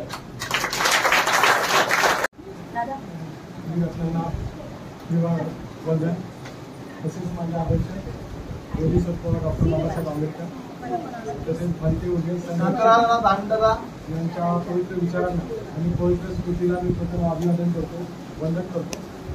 तसेच आजचा भव्य दिव्य देखणा आणि दिमागदार मित्र शिबिर घडून आणले. हे नवी मुंबई सेंट्रलचे सर्व धर्ममित्र आणि सर्व धर्मचारी तसेच या शिबिराचे नायक आदरणीय धर्मचारी सत्यदीपजी, तसेच दोन आचार्य उपस्थित आहेत तिथं, आचार्य मनोचित्त आणि आचार्य अमुगादित्य, तसेच सर्व सदस्य, सर्व धर्ममित्र आणि सर्व बंधू भगिनी, सर्वांना मैत्रीपूर्ण जय भीम आणि सर्वांना आषाढी पौर्णिमेच्या हार्दिक हार्दिक शुभेच्छा. तर खरोखर मी काय बोलणार, शिबिराची उत्तम माहिती सांगण्यासारखं असं काही राहिलेलं नाहीये. माझ्या मित्रांनी सगळं काही व्यवस्थित सविस्तरपणे सांगितलेलं आहे. तर मी एवढंच सांगेन की जेव्हा मला सांगितलं गेलं की तुम्ही आता भिक्षा घेण्यासाठी जात आहात, तो दिवस 7 तारखेचा होता. तुम्ही गौतम वाघमारे म्हणून भिक्षेला जातात आणि जी जुनी कर्म घेऊन जातात तर ती तिथेच सोडा. आज तुमचा काय आहे, आध्यात्मिक मृत्यू आहे. येताना तुम्ही नवीन विचार आणि नवीन नाव घेऊन यायचं आहे. तीच गोष्ट मी लक्षात ठेवली. आणि तिथं माझे आचार्य अमोघ निघते, तिथं ते जसं अगोदरच्या कर्मचाऱ्यांनी सांगितलं की ते धीरगंभीर वातावरण आणि सगळं म्हणजे आनंदमय वातावरण होतं. तिथं त्यांनी मला शीलवेदक हे नाव. तर शीलवेदक नावाचा अर्थ आहे, शील म्हणजे सर्वांना तर माहिती आहे, शिलाचरण करणारा, पंचशिलेचं आचरण करणारा. वेदक म्हणजे वेदना जाणणारा, म्हणजे जो संवेदनशील आहे, जो वेदना जाणतो तोच संवेदना जाणतो. आणि तशा प्रकारे जो वेदना जाणतो, म्हणजे कार्यप्रतीची वेदना असेल, भावनेप्रतीची वेदना असेल, चित्ताप्रतीची वेदना असेल, सत्याप्रतीची वेदना असेल, अशा प्रकारे वेदक या शब्दाचा अर्थ आहे. आणि मला अमोघरित्या हेच सांगितलं की जो प्रामाणिकपणे शिलाचरण करून ओळखला जातो त्याला शीलवेदक. आणि खरोखर ते नाव एवढं असं मला म्हणजे वाटलं की काय विचार करून मला एवढं नाव दिलं, कारण मी तर घाबरलो. कारण का एवढं तर वेदक शील वेदक. तर अनेक जबाबदारी फार मोठी माझ्यावर आलीची, फार मोठं बोजा डोक्यावर ठेवल्याचं मला जाणवायला लागलं. तर आता आपण त्या प्रकारे आचरण केलं पाहिजे, कारण आपल्याला नाव हे शील वेदक दिलेलं आहे. आणि तिथून येताना शिबिराचं फार टाईट शिबिर होतं ते. कारण सकाळी 5:30ला उठायचं, 5:30 ते 6:30 आदित्य मोदीजी योगा घ्यायचे. परत 6:30 ते 8:15 पर्यंत 8:30 पर्यंत प्रबोधरत्न प्राणिपत साधने घ्यायचे. आणि त्याच्यानंतर 8:45ला नाश्ता, परत 9 वाजता 9, 9:15ला कामाचा तास आणि 10 वाजता, असं म्हणजे सगळं डिटेल फार व्यस्त शेड्यूल होतं. त्या शिबिराचा भरपूर मी आनंद घेतला. त्या शिबिरातून येताना एकच 3 गोष्टी घेऊन आलेलो आहे. आणि एक म्हणजे की माझा आध्यात्मिक मृत्यू झालेला आहे आणि माझा आध्यात्मिक पुनर्जन्म झालेला आहे. आणि जसं धम्मचार्यांनी सांगितलं होतं की आता जे पूर्वीचं पूर्वश्रमीचं जे जीवन आहे ते जीवन काय आहे, मृत्यूवत आहे आणि ते आपण विसरलं पाहिजे. आणि जसं अगोदरच्या धम्मचार्यांनी सांगितलं की पूर्ण उलटं व्हायला सांगितलं, म्हणजे पूर्ण तुमचा जीवनाचा केंद्रबिंदू बदलला पाहिजे.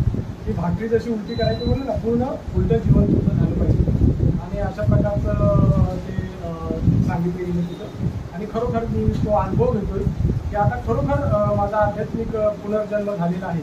असाच मी सतत विचार करतो कोणतीही गोष्ट करत असताना की आता मी जुना नाहीये, आता मी नवीन आहे आणि मला धम्मचार्याप्रमाणे आचरण केलं पाहिजे, धम्मचार्याप्रमाणे बोललं पाहिजे, धम्मचार्याप्रमाणे वागलं पाहिजे. अशा प्रकारचा मी सतत विचार ऑफिसमध्ये करतो, घरात करतो.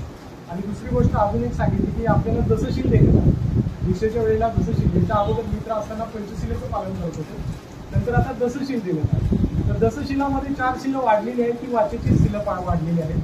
आणि वाचेच्या शिलाच्या बाबतीत माझं तर वाचेचं शील डळमळीत आहे. म्हणजे पब्लिकशी संबंध येतो, नेहमी कठोर बोललं जातं किंवा रागानं बोललं जातं असे. त्यामुळे वाचेचं शील पाळायचं तिथं मी त्या शिबिरामध्ये संकल्प केला. कारण सर्व जी भांडणं आहेत, आपल्या कुटुंबातली भांडणं असतील, समाजातली भांडणं असतील, आपल्या ऑफिसमधली भांडणं असतील किंवा सेंटरची भांडणं असतील, ही फक्त आणि फक्त वाचेचं शील न पाळल्यामुळं, कठोर बोलल्यामुळं किंवा असत्य बोलल्यामुळंच होतात. आणि म्हणून त्या शिलाला मी गंभीर्याने घेतलेलं आहे. आणि म्हणून वाचेच्या शिलामध्ये माझा बदल करायचा अशा प्रकारचा मी तिथं संकल्प करतो. आणि तिसरा जो मुद्दा आहे ती कृतज्ञता भाव. की खरोखर कृतज्ञ जर बोलायचं असेल तर सगळ्यात पहिलं जसं अगोदरच्या धम्मचार्यांनी बोललं तर मी सुद्धा सत्यदीपांच्याकडेच बोट करेल. कारण का जर पहिलं शिबिर सगळ्यात पहिलं सत्यदीपाने कदाचित आठवत असेल 2013 आणि 14चं शरणगमन पहिलं शिबिर सत्यदीपाने आमचं घेतलेलं आहे. आणि दुसरं सुद्धा कल्याण मित्रता हे सुद्धा तुम्हीच घेतलेलं आहे. आणि त्या 2 शिबिरानंतर आमची जयपाच्या शिबिराला खऱ्या अर्थानं सुरुवात झाली. आणि ज्यावेळी सत्यदीपांची माझी पहिल्यांदा गाठ झाली ती बुद्धगयेमध्ये 13ला जी इंटरनॅशनल परिषद झाली होती. आणि त्या परिषदेचं संपूर्ण नियोजन हे सत्यदीपांच्याकडे होतं. 1800-1200 लोक त्या शिबिराला उपस्थित होती. आणि त्या शिबिराची सर्व अरेंजमेंट सत्यदीपांच्याकडे होती. आणि आम्ही शिबिराच्या अगोदरच 8-10 दिवस पिकनिक करून अभय मोदीने आम्हाला तिथे नेलं होतं. आणि ते संपर्कात सत्यदीपांचे आले. सत्यदीपाने असं सांगितलं की बाबा इथं काही आता उशिरा एकटं तुम्ही आलेला आहात आणि इथं धर्मशाळा बुक केलेली आहे, धर्मशाळेमध्ये जी अरेंजमेंट आहे तिथं जाऊन तुम्ही सेट व्हायचं. आणि तेव्हा कुशलबल वगैरे होते. आम्ही बोललो अरे धर्मचारी आज एवढं मोठं बोलत असतात का. पण शिबिर झाल्यानंतर कळलं की ते वरून जरी कठोर असले तरी आतमधून त्यांच्यामध्ये एवढी पॉवर आहे की ते एका मित्राला धर्मचारी सुद्धा बनवतात. आणि अनेक मित्रांना धर्मचारी बनवलेला आहे. आणि त्यांच्या आता जे तुम्ही त्यांच्या वाणीमधून तुमच्या लक्षात आलं असेल की सतत त्यांना ऐकतच राहावं असं वाटतं. त्यांचा एक आत्ताच्या प्रवचनातला एक शब्द मला एवढा प्रचंड आवडलेला आहे की तो पुस्तकात घेऊन ठेवा अशा प्रकारचा. की काय सांगितलं की तुम्ही शिष्य बना म्हणजे तुम्हाला गुरु भेटेल. पण आपलं होतं काय किंवा माझं काय होतं की आपण गुरुच बोलतो. माझ्या हातात माईक आणि माझं सारं आहे. त्यामुळं आता मी ठरवलंय माझं सारं ऐकणं की शिष्य बनायचं. कारण बाबासाहेबांचं एक वाक्य आहे की मी अजन्म विद्यार्थी नाही, मी अजन्म विद्यार्थी राहील, शिष्य राहील. तर मी आता गुरुच्या ऑलरेडी माझे गुरु आहेतच, अनेक गुरु आहेत. पण सतत गुरुच्या शोधात राहिलं पाहिजे. कारण गुरुच आपल्याला दुःखातून मुक्त करू शकतात, गुरुच आपल्याला निर्वाणाकडे घेऊन जातात. दुसरा कृतज्ञतेचा भाग असा आहे की ज्यांनी मला हा त्रिरत्न बौद्ध महासंघ दाखवला ते विजित धम्म काही एक 6 महिन्यासाठी पनवेल पोस्टात आले. आणि त्याने आमच्या लहान मुलांचे वर्ग काय घेतले आणि वर्ग चालू केल्यानंतर बोलले तुम्ही पण ऑफिसमधलं लवकर येऊन तुम्ही पण थोडंसं धम्म शिकत जा. आणि ती गोडी लागली आणि त्यांनी त्रिरत्न बौद्ध महासंघ दाखवला आणि आमच्या वर्गाला सोडला. दुसरा कृतज्ञतेचा भाव जर व्यक्त करायचा असेल तर आमचे आनंद मित्र आहेत आणि जिनरत्न सुद्धा जिनरत्न ही कपिल वस्तू बुद्धविहार नेरूळ इथं कंटिन्यू 8 ते 10 वर्ष आनंद मित्रांनी वर्ग घेतलेला. आणि मी नेरूळच्या पोस्टात असल्यामुळे 4 वाजता सुटलो की ते विहारात जायचं, झाडू मारायचा, बसकर टाकायचे, वाट बघायची. कारण काही 6 वाजता येणार मी 2 तास आधी काय करतो. तेव्हा ध्यानाबद्दल बी एवढी गोडी नव्हती. आपण अरेंजमेंट करायची फिरायची इकडे. तर त्यांच्याबद्दल खरोखर जी सुरुवात आहे ती केली. तिसरी गोष्ट, कुशल पण माझे मित्र बसलेले आहेत जे आता धर्मचारी आहेत, तर त्यांचं खूप खूप पुण्यानुमोदन करावं असं वाटतं आणि त्यांच्या मिसेसचंही, पत्नीचंही खूप खूप पुण्यानुमोदन करावं. कारण आपलं राहतं घर 12 ते 13 वर्ष त्यांनी धर्मप्रचाराला किंवा धर्मवर्ग घेण्यासाठी दिलेलं आहे आणि त्यांच्या ज्या पत्नी आहेत 12-13 वर्ष ते बस्तर टाकणे, झाडू मारणे, सर्व मित्रवर्गातल्या लोकांना चहा पाजणे, एवढं काम त्या मातेने केलेलं आहे.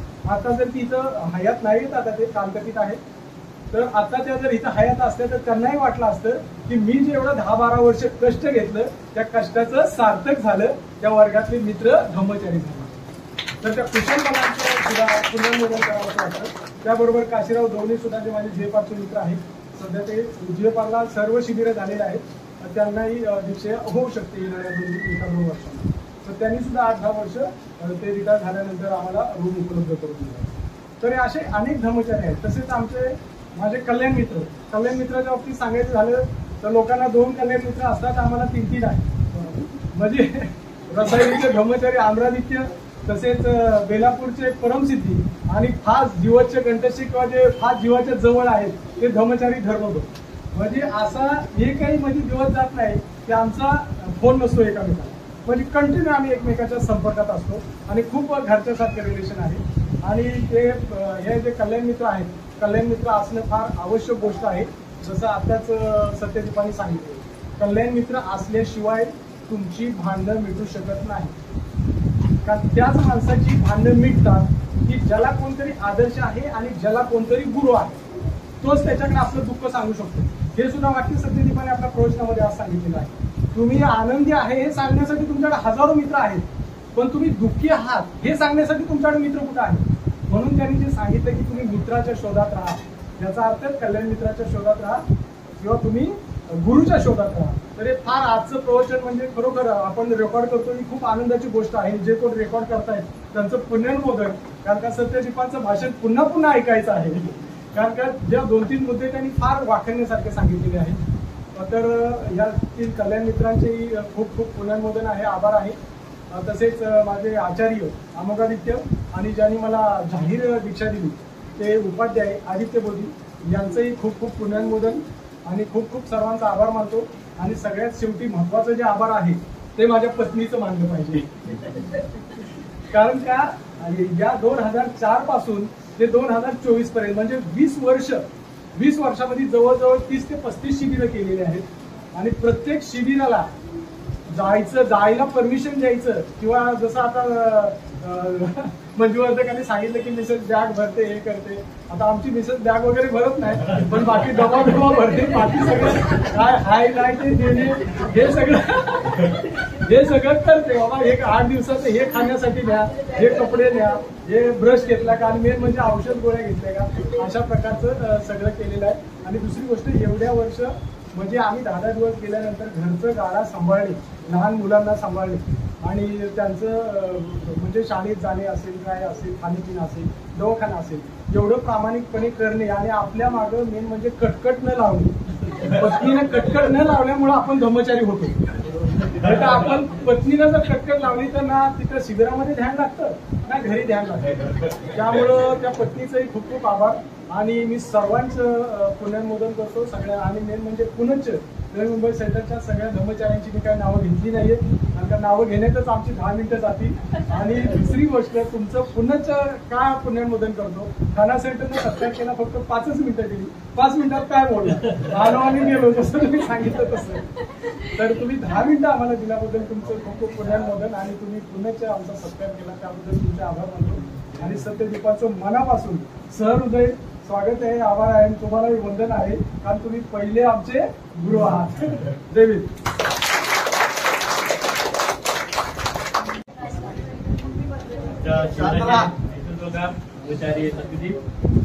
सूत्रसंचालक माझे मित्र त्याप्रमाणे या ठिकाणी आचार्य मंजुचित्त, आचार्य गोवदित्य, त्याप्रमाणे सर्व धर्मचारीगण, धर्ममित्र, धर्मसहायक सर्वांना माझा मैत्रीपूर्ण जय भीम.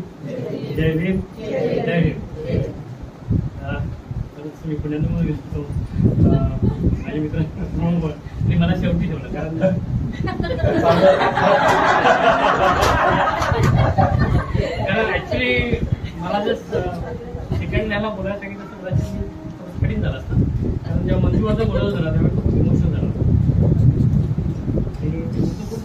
त्यामुळे कदाचित मला बोलता येतो नसतं आलं.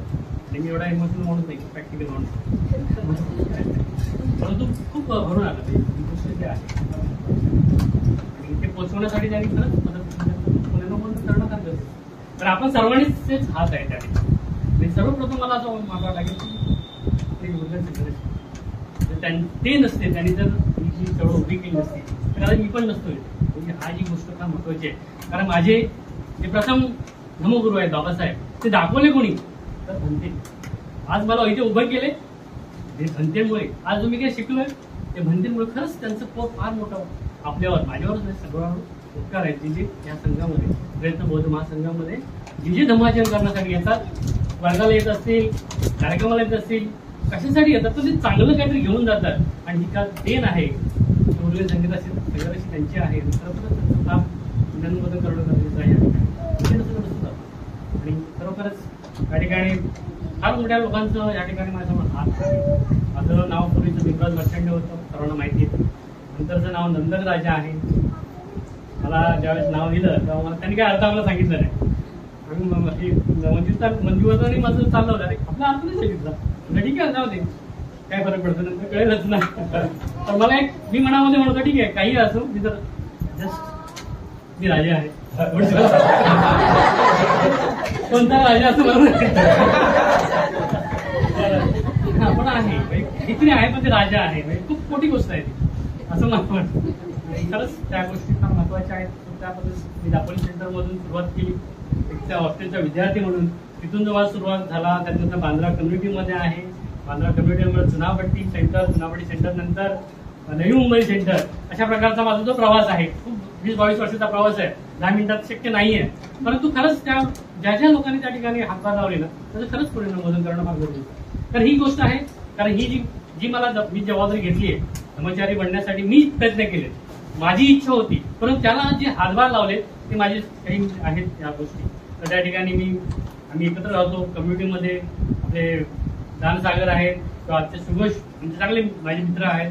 त्यांची माझी दीक्षा एकत्र होईल असं वाटत होतं, पण ते असं नियतीला काही मान्य नसेल. हे दोन चांगल्या मित्रांची एकदा धर्मचारी व्हावेत असेही असू शकतो. तर ते खूप चांगले मित्र आहेत. त्यानंतर त्यामुळे आम्ही एकत्र खूप चांगल्या प्रकारे त्या ठिकाणी कम्युनिटीत राहिलो.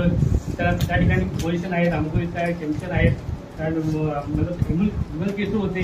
त्या बऱ्याच लोकांनी आम्हाला या ठिकाणी मदत केली. त्यांचं सुद्धा मी या ठिकाणी खरंच पुण्याला बोधन करेल आणि या ठिकाणी पुढे आणण्यासाठी मदत केली आहे. त्यानंतर चुनाभट्टीत असो आणि नवी विशेषतः मला ज्यावेळेस माझा जो टर्निंग पॉईंट आहे तर नवी मुंबई सेंटरमध्ये घडला. कारण चुनाभट्टीमध्ये काही कारणामुळे मी नंतर झालो होतो, काही कारणाने अडकलो होतो. परंतु या ठिकाणी पुन्हा सुरुवात केली, पुन्हा काही गडबड झाली. परंतु त्या निमित्तानं अशी मला वाटतं कमलसुद्धी बोलले की माझ्यासाठीच ते सेंटर निर्माण झालंय. आम्हाला सुद्धा वाटलं की हे सेंटर आमच्यासाठी निर्माण झालं आणि त्या ठिकाणी आमच्या धम्माचरणाला चालना मिळाली. त्या ठिकाणी खरोखरच म्हणजे खूप थांबलो होतो. मला वाटतं आनंद मित्र आहेत माझे धम्मचारी आनंद मित्र, आणि खूप मला मदत केली. म्हणजे मी खूपच थांबलोच होतो, कदाचित मी नसतो पण या ठिकाणी उभा, मी धम्मचारी पण झालो नसतो. कारण फार मोठी गोष्ट होती आणि तेवढं जमत नव्हतं. परंतु त्यांनी मला खूप सपोर्ट केला, खूप पाठबळ दिलं आणि त्यांचं खरंच मला पुनर्निर्माण करणं गरजेचं आहे. त्या ठिकाणी आणण्यासाठी मला खूप प्रयत्न केले. त्यांनी खूप त्यांचे गुण आहेत माझ्यासाठी आणि त्यांना मला खूप खूप धन्यवाद द्यावाच वाटतो. त्यानंतर या ठिकाणी ज्या पुढे आल्यानंतर या नवी मुंबईचे जे धर्मचारी आहेत सर्वच धर्मचाऱ्यांनी खूप काही मुलाचं सहकार्य केलं. म्हणजे ज्यावेळेस कदाचित केसकर म्हणतात तुमचा अग्रेसिव्हपणा आता गेलाय, कमी झालाय. पण खूप अग्रेसिव्ह काही गोष्टी होत्या आमच्यामध्ये, परंतु आता कमी झालेत असं मला वाटतं. त्याचा खूप जे भाग आहेत नवी मुंबईचे जे धर्मचारी आहेत सर्व त्यांनी सुद्धा या ठिकाणी मला मदत केली आणि त्यांचे खूप गुण आहेत. त्या ठिकाणी सुरुवातीला मी म्हणून आलो त्यावेळेस मला सर्वात मित्र मिळाले, माझे जवळचे मित्र त्यावेळेस धर्मचारी बरोबर आमची खूप चांगली मित्रता त्या ठिकाणी होती. बरेच मित्र सगळे मिळाले हे आहेत, असित वैद्यक आहेत, कुशलबल आहेत. आम्ही सर्वजण एकत्र त्या ठिकाणी होतो. त्यामुळे सत्यकुमार सुद्धा आमच्या चॅप्टरमध्ये होते, अजित कुमार होते. त्या सर्वांनी म्हणजे त्या ठिकाणी खूपच मदत केली, प्रेरणा दिली. आणि माझं जरी मी करत होतो संघामध्ये होतो तेवढं एवढं असं इफेक्ट केली की मी पुढे जाईलच असं मला खात्री नव्हती. आणि कारण मला शिबिरं होत नव्हती, शिबिरं करता येत नव्हती, वेळ नव्हता, सुट्ट्या मिळत नव्हत्या, एक हप्त्याची सुट्टी मिळत होती, मुलं लहान असताना सगळ्या गोष्टी करणं फार अवघड होतं. आणि त्याच पिरियडमध्ये एक नवीन संकल्पना आणि पुण्यामध्ये केलं पाहिजे. त्याने एक संकल्पना आली की नॉर्थ रेसिडेन्शियल, जे लोकांना शिबिर करता येत त्यांनी महिन्यातून 2 दिवस येऊन तिथे राहून धम्म आचरण करावं आणि तोच माझ्या आयुष्याचा टर्निंग पॉईंट होता. तिथेच माझी अंडरस्टँडिंग वाढली, तिथेच मला गोष्टी कळल्या. कारण मला कविमित्र करायची काही इच्छा नव्हती. प्रायव्हेट प्रिसेप्टर असतो, जाहीर त्याचं काही निवडण्याची मला काही वाटत नव्हतं, कारण मी धर्मचर्य होईल किंवा माहिती नव्हतं. त्यामुळे ती गोष्ट तिथून सुरुवात झाली. त्यानंतर सगळ्या गोष्टी या घडत गेल्या आणि ते माझे कलमित्र आहेत, आचार्य आहेत, त्यानंतर जे कलमित्र आहेत जिनत यांनी दीक्षेच्या कालावधीमध्ये खूप काय मला मदत केली. त्यानंतर अनमित्र असो किंवा सुद्धा जायच्या आदल्या शिबिरात दाखल झालो, तुम्ही फोन करून जाऊ हे असं करायचं तसं का सहज घ्या. म्हणजे जो मित्र आहे त्याला काळजी असते आपल्या मित्राची घ्या. मला त्यावेळेस सुद्धा वाटलं. तसं सुद्धा खरंच आमची साथ खूप वर्षांची आहे. तसं सुद्धा पुण्यानं वंदन करणं फार गरजेचं वाटतं मला. आणि सर्वच हे जे आहेत आपण सर्वजण म्हणजे सर्वच जण आहेत ते पुण्यानं मदत पात्र आहेत माझ्यासाठी सगळंच मला सगळ्यांनी मदत केली. काही माझीच माणसं आहे, म्हणजे आपण एकत्रच आहोत. आम्ही लहानापासून या सगळ्यांनाच पाहिलं आहे. मंदिर असो, जिन्नत असो किंवा आपल्या अमृत्य असो, सत्यकुमार असो, माझे कलमित्र आनंद मित्र असो, आम्ही एकत्रच काम केलेलं आहे आणि एकत्रच राहिलो आहे. त्यामुळे त्यांचं पुण्यानं करणं फार गरजेचं आहे. या ठिकाणी मला त्यासाठी त्यांनी घेऊन आले आणि फार मोठी गोष्ट आहे. आणि खरंच त्यानंतर माझ्या घरची पत्नी आहे, मुलं आहे, त्यांनी सुद्धा सपोर्ट केलाय. जर त्यांचं सहभाग नसेल ना तर जाताच येत नाही. मला वाटतं मी मुलं लहान असताना धर्मपाला परंपरा 2 शिबिर कॅन्सल करावं लागेल, कारण माझी मुलं लहान होती आणि शिबिर करता येत नव्हती. परंतु नंतर त्यांनी पत्नीने मला खूप मदत केली. आम्ही जात असतो, घेत असतो, त्यावेळेस मुलं सुद्धा समजून घेतात. आणि ज्याने खरंच माझ्या आईवडिलांनी मला जन्म दिला आणि त्याचं खरंच सार्थक करेल का हे मला वाटतं. आणि ते खरंच त्यांचं सुद्धा पुण्यानं बोधन करणं फार गरजेचं, कारण या सर्वांचा वाटा या ठिकाणी आहे. आणि आता तर सुरुवात आहे, म्हणजे ही सुरुवात आहे. मला इथपर्यंत आणण्यासाठी माझ्या पुढील जे चांगलं जीवन जगण्याचं जे सुंदर जीवन आहे ते जगण्यासाठी मदत करत आतापर्यंत केली आहे, पुढे मला करायची आहे. त्यांची साथ असणारच आहे, ती साथ असणारच आहे. परंतु जी पुढे जायचं आहे, जो माझा मार्ग आहे, जो मी निवडला आहे, तो मला पुढे न्यायचा एक व्यक्ती म्हणून. आणि त्यासाठी आपली सर्वांचीच गरज लागणार, कारण प्रत्येक जण आपण मदत करत असतो. आपल्या मैत्रीच्या जोरावर, आपल्या मित्राच्या जोरावर आपण पुढे जात असतो. आणि खरंच त्या सगळ्या मित्रांचं मी पुनर्नोंदन करतो. माझ्या शिबिरामध्ये सर्व मित्रांचं पुनर्नोंदन करतो. त्यामध्ये चॅप्टर हा फार महत्वाचा भाग होता. आणि चॅप्टरमध्ये कर्मचारी असतो मंजू वर्धन यांचं खूप मोठं म्हणजे मला मदत झाली, कारण त्यांचा स्वभाव ते बिंदास मित्रता करतात तेवढा माझा नाहीये. आणि ते खरंच त्यांनी मला खूप मदत केली की दिवस जीएफआरच्या मित्र धर्मचाऱ्यांना भेटणं, त्यांचे अपॉइंटमेंट घेणं, तिथपर्यंत पोहोचवणं त्यांचं काम. म्हणजे हा त्यांनी व्हिडिओ उचलला होता की काही हम 3 जो साथ में जाएंगे. म्हणजे अशा प्रकारचं खरंच मंजू वर्धन कमल यांनी खूपच आणि धम्मा आमच्या नवीन त्यांनी त्याचं पण अभिनंदन. माझ्या सगळ्या चॅप्टर मित्रांचं त्याचे आभार मानतो. खरंच त्यांनी पुण्यामध्ये या ठिकाणी पोहोचवलं. आणि दुसरी गोष्ट म्हणजे सर्वांचं मी या ठिकाणी पुण्यामध्ये ऋण मानतो. दुसरी गोष्ट या ठिकाणी सांगावीशी वाटते की फार मोठी गोष्ट म्हणजे दीक्षा घेणं फार मोठी गोष्ट आहे. मी काय सर्व सांगणार नाही, कारण माझ्या मित्रांनी सांगितलं सर्वांनी. तो अनुभव फार मोठा अनुभव आहे. मंजू वर्धननी सांगितला तो फार मोठा अनुभव होता. माझ्यामध्ये श्रद्धेचा भाग निर्माण झालं एवढा मी खरंच सांगतो, मी एवढा श्रद्धावान माणूस नाही. जसा मला त्या दीक्षेमध्ये जो मला श्रद्धाचा भाग जाणवला तो खूप मोठा होता. आणि तिथपर्यंत पोहोचवणे ही खूप सुंदर गोष्ट आहे. हेच सांगायचं आहे. आपण जे काही जीएफआरचे मित्र आहेत, काही मित्र आहेत, काही मित्र होऊ सांगणार आहेत, त्यांना एवढंच मला म्हणजे सांगायचं की खूप मोठा गोष्ट आहे, खूप मोठा अनुभव आहे, खूप मोठी म्हणजे काय म्हणतात त्याला एक अचिव्हमेंट आहे, खूप मोठं विमुक्तीची चव आहे. कदाचित ती दीक्षा म्हणते ही फार मोठी गोष्ट आहे आणि ती घेणं गरजेचं आहे. कदाचित मला खूप उशीर लागला, काही माझ्या अडचणीमध्ये, काही माझ्या ग्रहामध्ये, काही माझ्या नित्यादृष्टीमध्ये अडकून राहिलो होतो. त्यामुळे कदाचित मी वेळ घालवला. पण आपण खरंच मला वाटतं की वेळ न घालवता खरंच काही गोष्टी जवळ ज्या आहेत त्यांना बाजूला झालं पाहिजे. काही गोष्टी फोड केली पाहिजे, निवड केली पाहिजे. काय गोष्टी मला महत्वाच्या आहेत त्या हा गरजेचं, कारण ही चव आहे ना, ही जी गोष्ट आहे ना ती मला खरंच सुरुवात त्यावेळेस धर्मचर्य झाल्याचं सांगितलं, पण ती मला जाणवली. तेच खरंच हे काहीतरी वेगळं आहे, हे काहीतरी नवीन आहे, हे काहीतरी वेगळं आहे आणि उच्च आहे. आणि ती उच्च जी चव आहे ना ती घेण्यासाठी आपण पुढे आलं पाहिजे. आणि मी जी चूक केली, कारण माझ्याकडून ज्या चुका झाल्या, काही आमच्याकडून चुका झाल्या की आम्ही वेळ घालवला, म्हणजे काय हलगर्जीपणा केला, काही गोष्टी चांगलं केल्या नाही तर त्या केल्या पाहिजेत आणि खरंच पुढे आलं पाहिजे. आणि ही जी दीक्षा आहे ना, ही ब्रह्मचारी दीक्षा फार मोठी बदल घडवण्याची गोष्ट आहे. आपल्या ज्या जे काही मानसिक लेवलला फार मोठे गुंतापालट करण्याची गोष्ट आहे आणि खरंच उच्चतेकडे नेण्याची ही गोष्ट आहे. आणि ती गोष्ट सर्वांनीच अनुभवावी, खरंच त्याचा अनुभव घ्यावा. परिस्थिती येईल, कारण मी सांगतो तुम्हाला, मी तयार नव्हतो म्हणून लोक तयार नव्हते, पण आज सगळे तयार आहेत होते म्हणून मी ब्रह्मचारी झालो. तुम्हाला तयार करायला, तुम्हाला वेळ द्यायला, तुम्हाला पुढे नेण्यासाठी ज्या धर्मचारी ही टीम जेव्हा टीम आहे, आपले इथे धर्मचारी आहेत, सर्वजण तयार आहेत. आता मीच थांबलो होतो असं मला वाटलं नंतर की मीच थांबलो आणि माझी दीक्षा झाली नव्हती. तर खरोखरच आपण सर्वांनी ह्या गोष्टीचा विचार करणं गरजेचं आहे आणि त्या गोष्टीचा आपण ती चव घेतली पाहिजे आणि पुढे गेलं पाहिजे. मी दीक्षेच्या शिबिरामध्ये काय सांगणार नाही, खूप वेळ झालाय. आणि त्यानंतर जी गोष्ट आहे ती मी नाव सांगणार आहे माझं आणि थांबणार आहे. तर माझं नाव नंदन राजा हे मला म्हटल्यावर मंजूर त्यांनी दिलं आणि खरंच मला त्यांचं पुनरावलोकन केलं पाहिजे. ते खूप जवळचे आहे, मी बरंच लहानपणापासून पाहिले त्यांनी आम्हाला आणि तेच त्यांनी जी दीक्षा दिली मला खूपच प्रेरणादायी ठरलं आणि त्यांनी ते नाव मला दिलं नंदक राजा. मी म्हटलं नंदक राजा कोणा माहिती नाही, परंतु ती एक विशेषण आहे आणि त्यांनी सांगितलं मला खूपच आवडलं.